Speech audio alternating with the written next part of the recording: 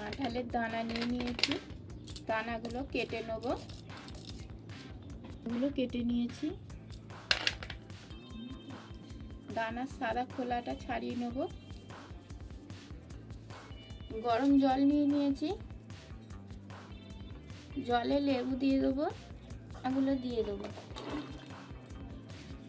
5 minute রেখে দেবো। উপরের খোসাটা এইরকম ঘষলেই উঠে যাচ্ছে।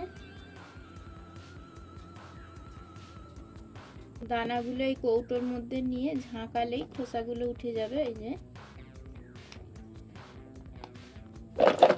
খোসা ছাড়ানো হয়ে গেছে। দুটো কাঁচা লঙ্কা, আদা দিয়ে এগুলো বেটে নেব। হাফ চামচ কালো জিরে, পরিমাণ মতো নুন, চিনি, হলুদ গুঁড়ো হাফ চামচ, 1 চামচ ঘি একসঙ্গে মিশিয়ে নেব। বেসন,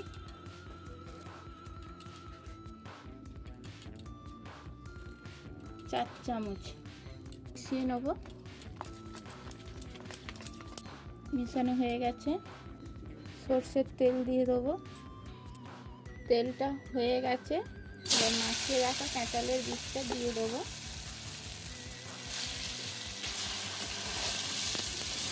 এবার শুকনো শুকনো করে কষে নেব।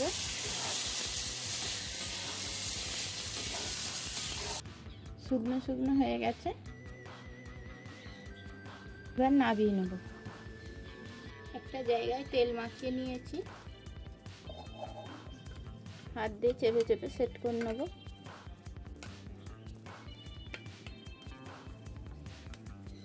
এবার কেটে নেব।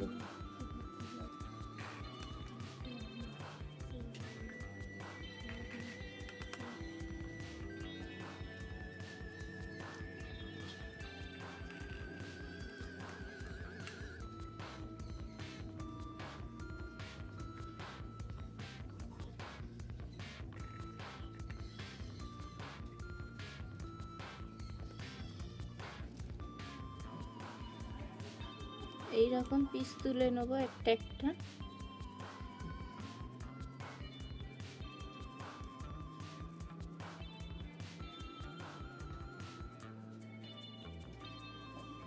আদা আর কাঁচা লঙ্কাটা বেটে নেব। পোস্ত 2 চামচ, মগজ 1 চামচ, 4টে কাজু, এগুলো একসঙ্গে বেটে নেব। কড়াতে সর্ষের তেল দিয়ে দেবো। তেলটা হয়ে গেছে, এবার বড়িগুলো একটা একটা দিয়ে দেবো।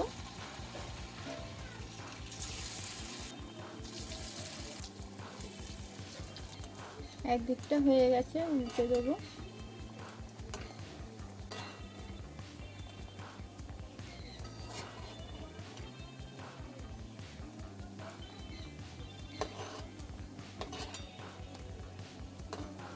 লাল করে ভেজে নিয়েছি, এইবার তুলে নেব।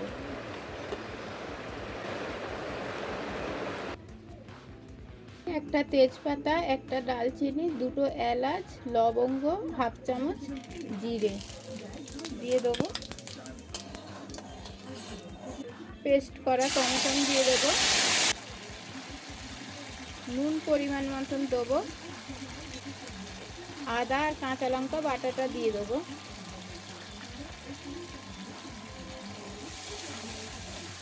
একসঙ্গে কষে নেব।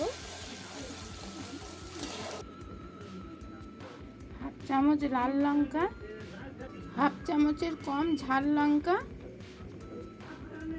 1 চামচ ধনে গুঁড়ো, জিরে গুঁড়ো, হাফ চামচ চিনি। টমেটোটা কষা হয়ে গেছে, একটু জল দেবো। গুঁড়ো মশলাগুলো দিয়ে দেবো।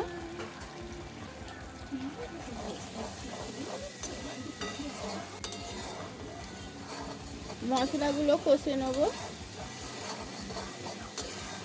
মশলাটা কষা হয়ে গেছে, এইবার কাজু, পোস্ত, চালমগজ বাটা দিয়ে দেবো।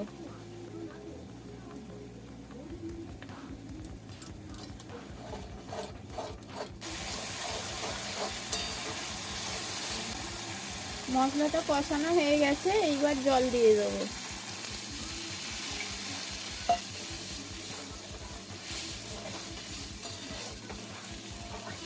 ফুটে গেছে, এবার ভেজে রাখা বরফিগুলো দিয়ে দেবো।